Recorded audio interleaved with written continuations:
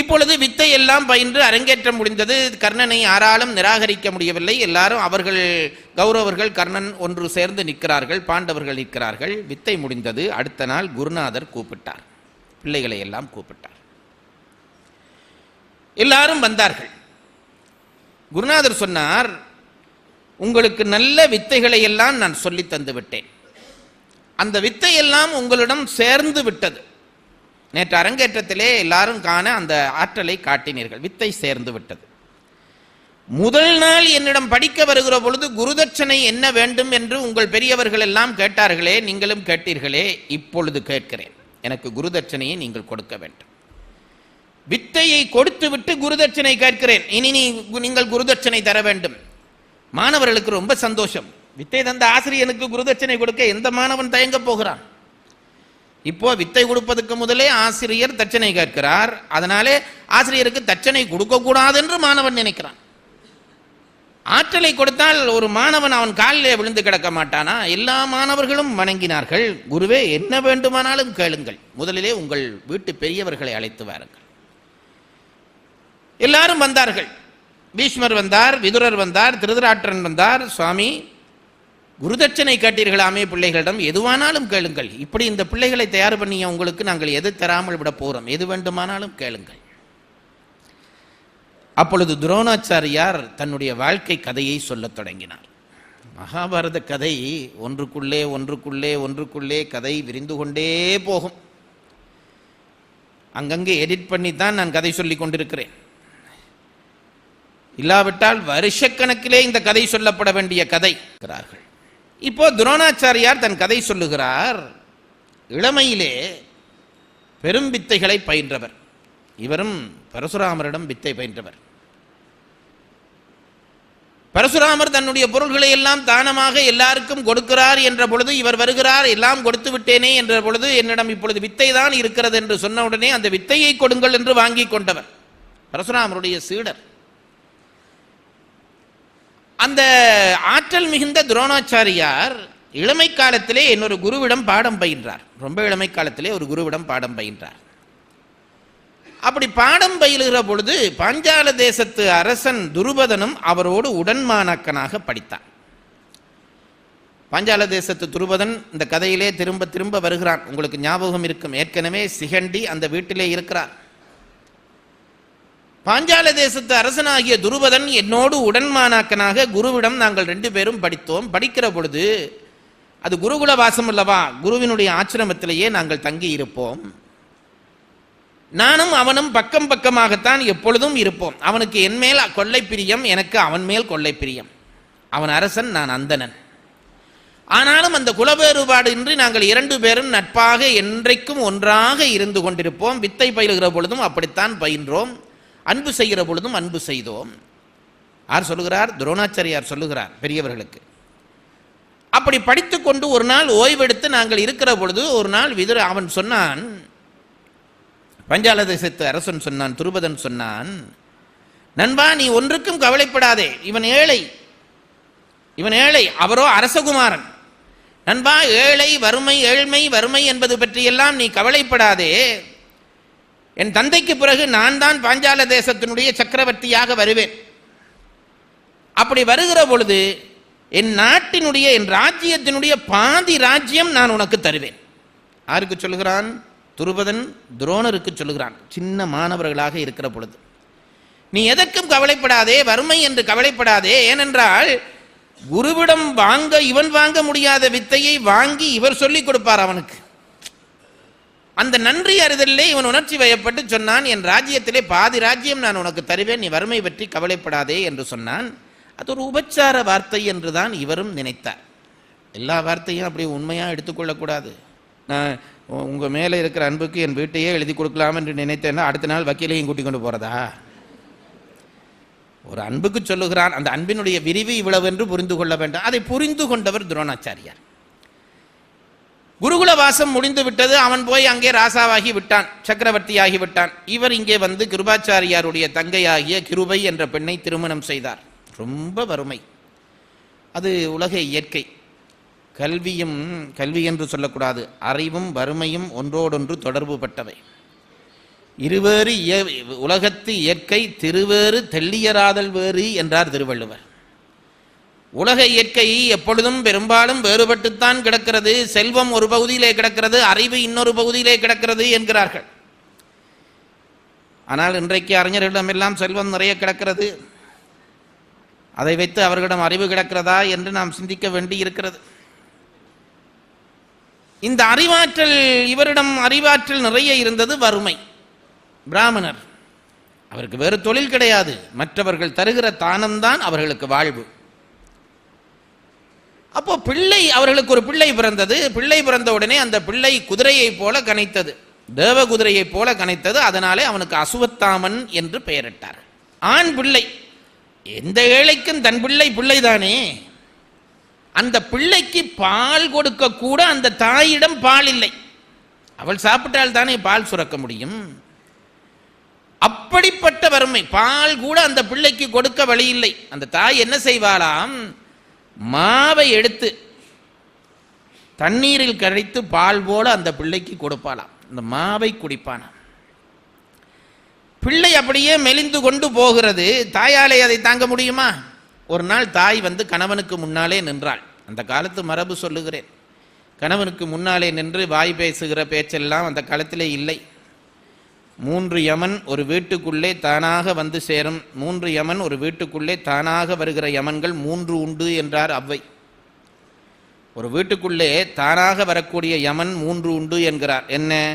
தன்பங்கு தாய் என்ற தம்பியும், அண்ணனோடு சண்டை பிடித்து என் பங்கை பிரித்து தாய் என்கிற தம்பி இருக்கிறானே, அது சொல்லாமல் வந்த யமன்களிலே ஒரு யமன்.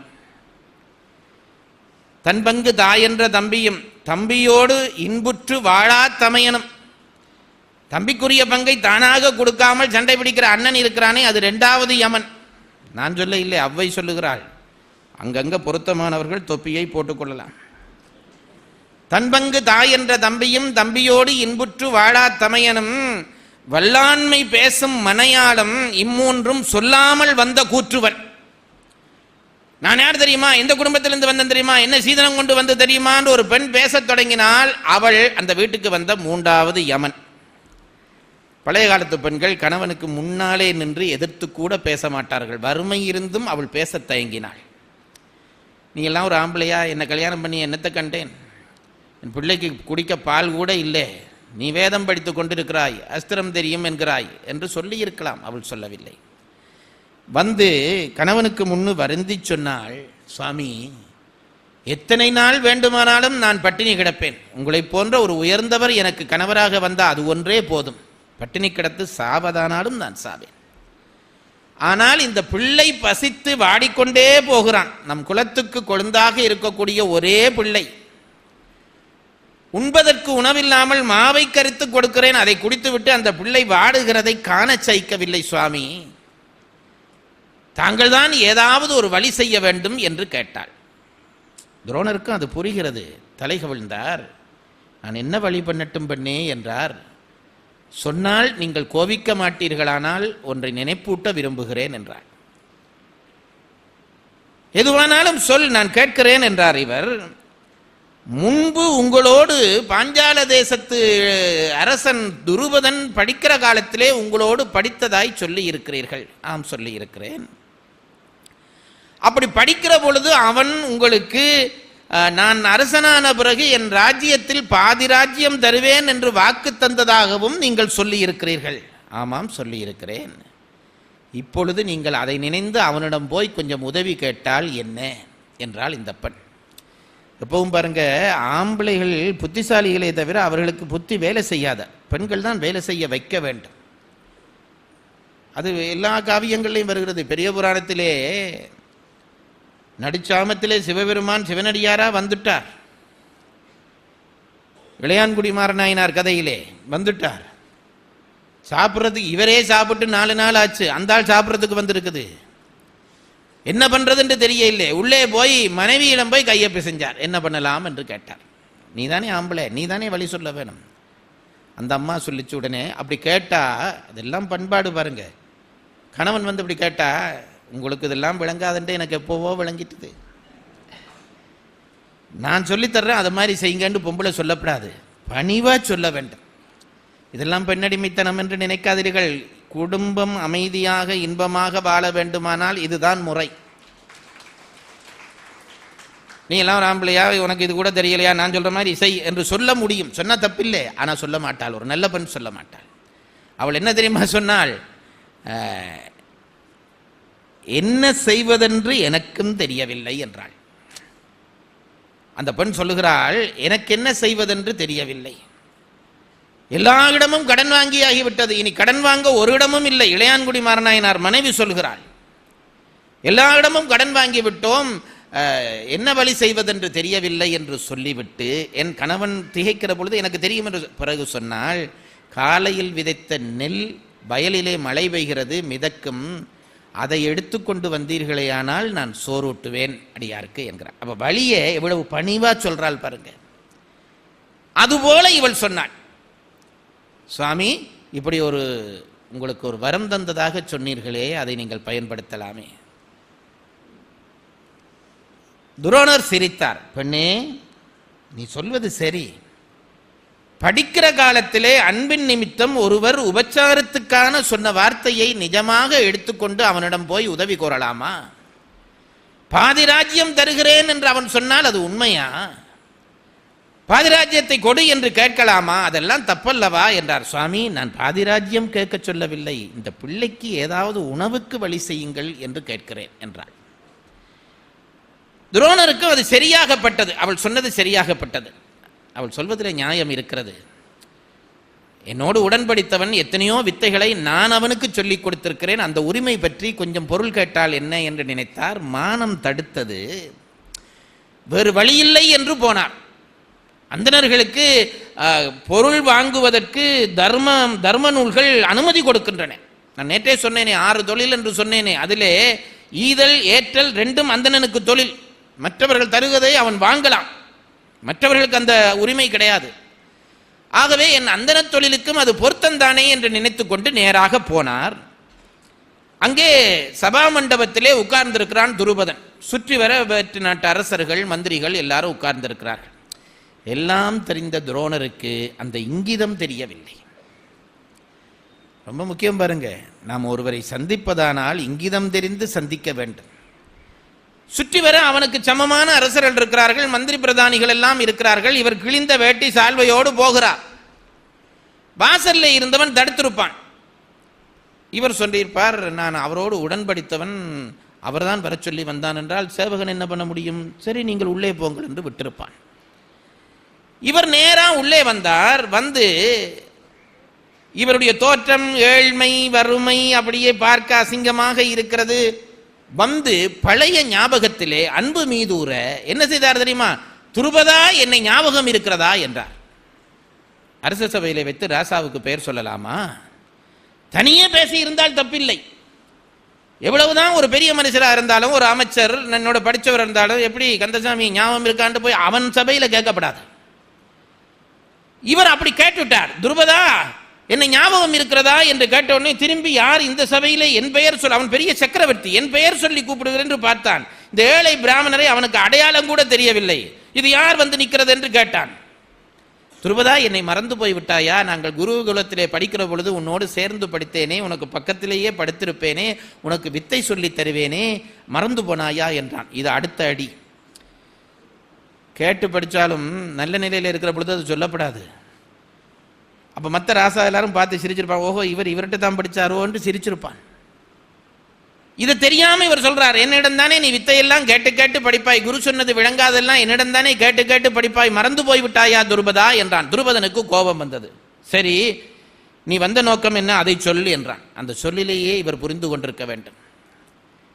துருபதா, நீ எனக்கு படிக்கிற காலத்திலே நீ எனக்கு பக்கத்திலே இருந்து ஒரு வார்த்தை, இவர் வேற உலகத்திலே இருக்கிறார், இந்த உலகமே இவருக்கு புரிய இல்லை. படிக்கிற காலத்திலே பக்கத்திலே இருக்கிற பொழுது நீ எனக்கு அடிக்கடி சொல்வாயே, நான் பாஞ்சால தேசத்தினுடைய சக்கரவர்த்தியாக வந்த பிறகு உனக்கு நான் என் தேசத்தில் பாதி தருவேன் என்று சொல்வாயே, அது ஞாபகம் இருக்கிறதா என்றார். இவர் ஒன்றும் பாதி ராஜ்யத்துக்கு கேட்க இல்லை, இதை நினைப்பூட்டுறதுக்கு சொன்னார்.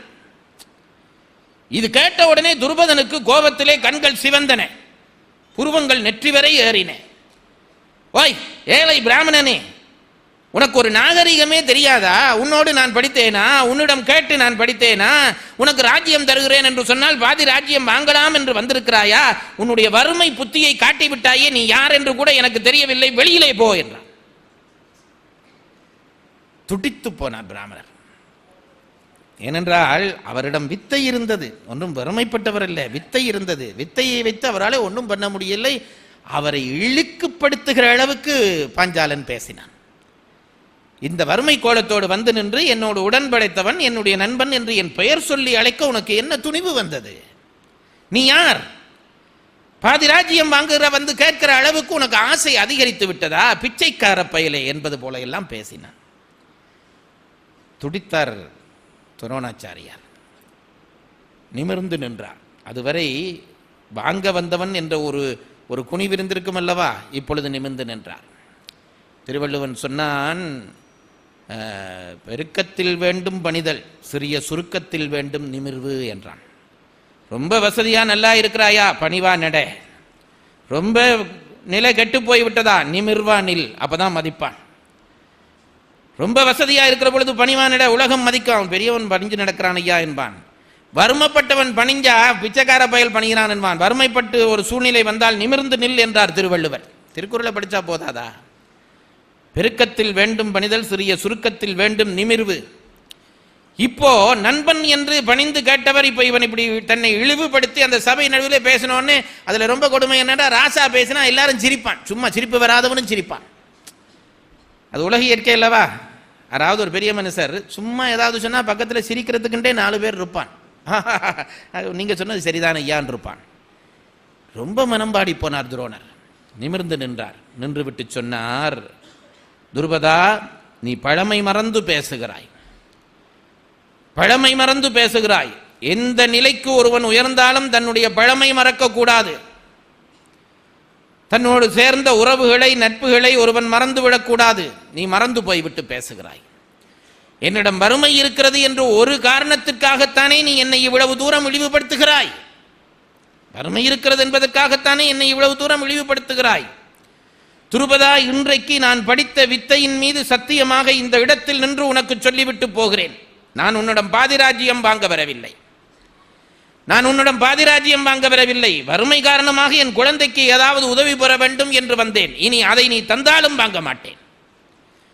நான் கற்ற வித்தை ஒன்றும் சாதாரண வித்தை அல்ல. அந்த வித்தையை வைத்து பிழைப்பு நடப்பதுவதற்காக நான் உன்னிடம் வரவில்லை. நண்பன் என்ற உரிமையில் வந்தேன். நீ என்னை இழிவுபடுத்தி விட்டாய். இப்பொழுது நான் சொல்லுகிறேன், கேட்டுக்கொள் துருபதனே. எந்த பாதி ராஜ்யத்தை நீ எனக்கு தரமாட்டேன் என்று இப்பொழுது நான் அதை வாங்க வந்ததாய் நினைத்து கொண்டு சொன்னாயோ, அந்த பாதி ராஜ்யத்தை உனக்கு நான் தருவேன், பார்த்துக்கொள் என்றான்.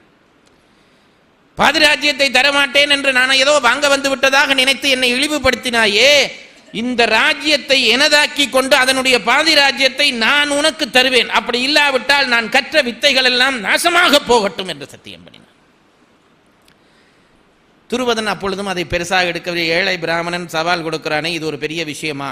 திரும்ப திரும்ப திரும்ப திரும்ப சொல்லுகிறேன், நமக்கு வசதியும் வளமும் இருக்கிற பொழுது நம்மை விட சிறியவர்களை ஒரு காலமும் இழிவு செய்யாதீர்கள். ராமாயணத்திலே ராமன் இதை சுக்ரீவனுக்கு சொல்லுகிறான். ராமாயணத்திலே ராமன் இதை சுக்ரீவனுக்கு சொல்லுகிறான். சிறியர் என்று எண்ணி நோவு செய்யன செய்யல். சுக்ரீவனே, நம்மை விட சின்னவர்கள் தானே என்று நினைத்து அவர்களை நோகச் செய்து விடாதே. சிறியர் என்று எண்ணி நோவு செய்யன செய்யல். இந்நெறி இகழ்ந்து யானோர் தீமை இழைத்ததால், இந்நெறி இகழ்ந்து யானோர் தீமை இழைத்ததால் குறியதாம் மேனியாய கூனியால் கொழுவவு தோளாய் வெறியன எய்தி நொய்தின் வெந்துயர் கடலில் வீழ்ந்தேன். நம்ம வீட்டு வேலைக்காரி தானே என்று நினைச்சு கூனிக்கு முதுகுல மண்ணுண்டையால அடிச்சண்டா, இன்றைக்கு காட்டுல வந்து நிக்கிறேன்டா. அவள் சாதாரண ஒரு வேலைக்கார பெண் என்று நான் அன்றைக்கு நினைத்ததனுடைய விளைவு இது. ஆகவே சின்னவர்கள் தானே என்று நினைத்து யாரையும் வருத்தி விடாதே என்றான் ராமன். அந்த மகாபுருஷன் சொன்னான். வாழ்க்கையிலே இதெல்லாம், இந்த கதை என்னத்துக்கு படிக்கிறோம்? இதையெல்லாம் நீங்க கதையா மறந்துடுங்க, ஒன்றும் தப்பில்லை, மறக்க வேணும். அப்பதானே நான் திருப்பி திருப்பி வந்து சொல்லலாம். ஆனா இந்த செய்திகளை மறந்துடாதீர்கள். இந்த செய்தியெல்லாம் வாழ்க்கைக்கு தேவையான செய்திகள். சிறியவர்களை ஏனென்றால் யார் பெரிதாக வருவான், ஆள் சிறிதாக போவான் என்று ஒருவராலும் ஒருவரையும் சொல்ல முடியாது. இன்றைக்கு வேலைக்காரனாக இருக்கிறவன் நாளைக்கு முதலாளியாக இருப்பான், முதலாளியாக இருக்கிறவன் வேலைக்காரனாக மாறுவான், விதி மாற்றும். இதை தெரியாமல் துருபதன் ஒரு சாதாரண பிராமணனுடைய சவாலும் ஒரு சவாலா என்று துரத்தி விட்டான். இந்த கதையை சொன்னார் துருபதன். பாண்டவர்கள் கௌரவர்கள் மத்தியிலே இந்த கதையை சொன்னான். இந்த மனவேதனையோடு தான் நான் உங்களுக்கு வந்து வித்தை சொல்லிக் கொடுக்க வந்தேன். பிள்ளைகளே, எனக்கு குருதட்சணை தர வேண்டும் என்று விரும்புகிறீர்கள் அல்லவா? எனக்கு குருதட்சணை தருவதானால் நீங்கள் தர வேண்டிய குருதட்சணை இதுதான். படையெடுத்து சென்று அந்த பாஞ்சாலனை கட்டி கொண்டு வந்து என் முன்னாலே விட வேண்டும். அவன்தான் எனக்கு குருதட்சணை தந்த மாணவனாவான். முடிந்தால் அதை குருதட்சணையாக தாருங்கள், இல்லாவிட்டால் பரவாயில்லை. கௌரவர்களும் பாண்டவர்களும் ஆர்ப்பரித்தார்கள். வீரர்களுக்கு போர் என்றால் மகிழ்ச்சி தானே. ஆர்ப்பரித்தார்கள், தோள் தட்டினார்கள், தொடை தட்டினார்கள். குருவே, எங்களுடைய வித்தைக்கு தகுந்த சவால் தந்திருக்கிறீர்கள், நிச்சயம் உங்களுடைய சபதத்தை நாங்கள் நிறைவேற்றுவோம் என்று கௌரவர்களும் சொன்னார்கள், பாண்டவர்களும் சொன்னார்கள். பெரியவர்களாகிய பீஷ்மர் முதலியவர்களும் குருவினுடைய ஆசையை நிறைவேற்றுவது உங்கள் கடமை, அதை செய்யுங்கள் என்றார். பெரும் படையெடுத்து போகிறார்கள் எல்லாரும். கௌரவர்கள் பாண்டவர்கள் ஒன்றுபட்டு பாஞ்சால தேசத்தின் மேல் படையெடுத்து போகிறார்கள். பாஞ்சாலன் இதை எதிர்பார்க்கவில்லை. அஸ்தினாபுரத்து படை தன் மேலே வருகிறது என்றதும் அவன் அதிர்ந்தான். ஆனாலும் அவன் பெருவீரன், அவன் சாதாரண வீரன் அல்ல. பாஞ்சால தேசத்து அரசன் துருபதன் பெருவீரன். அவன் என்ன நினைத்தான், இந்த படையை நான் கையாள்வேன், இளம் பிள்ளைகள் தானே படையெடுத்து வருகிறார்கள், நான் எத்தனை பயிற்சி பெற்றவன். அவனும் அவனுடைய சகோதரர்களும் அவர்களும் படையெடுத்தார்கள். பெரும் யுத்தம் நடந்தது. முதலிலே கௌரவர்கள் போய் மோதினார்கள். அந்த கௌரவருடைய மோதலிலே பாஞ்சால தேசத்து சக்கரவர்த்தியினதும் சகோதரருடைய யுத்தத்தை அவர்களாலே தடுக்க முடியவில்லை. ஓரளவு புறமுதுகிட்டு ஓடி வர வேண்டிய நிலைமை கௌரவர்களுக்கு ஏற்பட்டது. இப்பொழுது பாண்டவர்கள் முனைப்புக்கு வருகிறார்கள், முன்னே வருகிறார்கள். எல்லோரையும் விலக்கி அர்ச்சுனன் முன்னே வந்தான். முன்னே வந்த அர்ச்சுனன் தன்னுடைய காண்டீபத்தை எடுத்து நானோசை கிளப்பினான். அதை கேட்டே அரைவாசி வீரர்கள் பயந்து போனார்கள். அந்த நான் அதிர்ந்தது. நேராக பாஞ்சாலத அரசனுக்கு முன்னாலே வந்து நின்றான், கம்பீரமாக வந்து நின்றான். எங்கள் குருநாதரை இழுக்குப்படுத்தியவன் அல்லவா நீ, உன்னை சிறைப்பிடித்து கொண்டு போய் என் குருநாதர் முன்னாலே போடுவேன், அதற்காக வந்திருக்கிறேன், நான் அர்ச்சுனன் என்று நிமிர்ந்து நின்று சொன்னான். எதிரியாக வந்து நிற்கிறான். பாஞ்சால தேசத்து துருபதன் இவனை அப்படியே பார்த்து ரசித்தான். இதுதான் பாருங்க, அதுக்கு அதாவது ஒரு வீரனுக்குத்தானே வீரனுடைய மகிமை தெரியும். அவன் வில்வீரன் அல்லவா. அவன் அர்ச்சுனனை பார்க்கிறான், இளம் பிள்ளை, அப்படியே பளபளபளன்று இருக்கிறான். வீரம் அவனுடைய ஒவ்வொரு வார்த்தையிலும் ஒவ்வொரு அங்கத்திலும் கொப்பளிக்கிறது. அவன் வீரன் என்றபடியால் அவனுக்கு இந்த பிள்ளையை பார்த்த உடனே ஆனந்தம். ஆகா, இப்படி ஒருவனா, இவ்வளவு பெரிய வீரனா, இவ்வளவு அழகனா என்று ரசித்தான். உன்னுடைய சவாலை நான் ஏற்றுக்கொள்கிறேன் என்று அர்ச்சுனனோடு போராடத் தொடங்கினான். போர் மிக கடுமையாக நடந்தது. பாண்டவர்கள் பார்த்திருக்க போர் நடக்கிறது, மிக கடுமையான போர். அந்த போரினுடைய முடிவிலே அர்ச்சுனன் என்ன செய்தான், துருபதனை தன்னுடைய அஸ்திரத்தினாலே கட்டி போட்டு, கட்டப்பட்ட அந்த துருபதனை எடுத்து தன் தேர் சில்லிலே கட்டினான். என்ன கடும் தண்டனை கொடுக்கிறான் பாருங்கள். தேர் சில்லி இப்படி சுத்தும் அல்லவா, அப்படி சுத்துகிற பொழுது சேர்ந்து சுத்த வேண்டும். தேர் சில்லிலே துருபதனை கட்டி தேரை ஓட்டிக்கொண்டு புறப்படுகிறான். பீமன் சொல்லுகிறான், இந்த துருபத தேசத்தை அழித்து விடுவோம் என்கிறான். நம்முடைய இனங்கள் செய்த பாவத்துக்கும் ஒரு அளவில்லை. பழைய காலத்திலே ஒரு நாட்டின் மேல் இன்னொரு அரசன் படையெடுத்தால் அந்த நாட்டினுடைய செல்வம் முழுவதையும் அள்ளி கொண்டு வந்து விடுவான். அந்த நாட்டிலே இருக்கிற அழகிகளை இழுத்து கொண்டு போய் விடுவார்கள். அந்த நாட்டை உழுது நெருஞ்சி முள்ளு விதைப்பார்கள் என்று சங்கப்பாடல்கள் சொல்லுகின்றன. அந்த நாடு முழுவதும் அவ்வளவு சேதப்பட வேண்டும் என்கின்ற விருப்பம். அந்த நாட்டு பெண்களினுடைய கூந்தலை அறுத்து அதிலே கயிறு திரித்து தங்கள் தேர்களை இழுப்பார்களாம். இந்த கொடுமையெல்லாம் சேர்ந்துதான் நம் இனத்தை இப்படி ஆக்கிற்றோ யார் கண்டது. பீமன் ஆசைப்படுகிறான், துருபத தேசத்தை சிதைக்கிறேன் என்று புறப்படுகிறான். அர்ச்சுனன் சொல்கிறான், பொறு பீமா பொறு. ஏனென்றால் இந்த துருபதன் என்னதான் இருந்தாலும் எங்களுடைய குருநாதருடைய நண்பர். இவன் நன்றி மறந்தாலும் எங்கள் குருநாதர் அந்த நட்பை மறக்க மாட்டார். நாம் இவனுடைய தேசத்தை அழித்து சென்றால் குருநாதருக்கு ஒருவேளை அது பிடிக்காது. ஆகவே வேண்டாம், வா இவனை கொண்டு போவோம் என்று கொண்டு வருகிறார்கள்.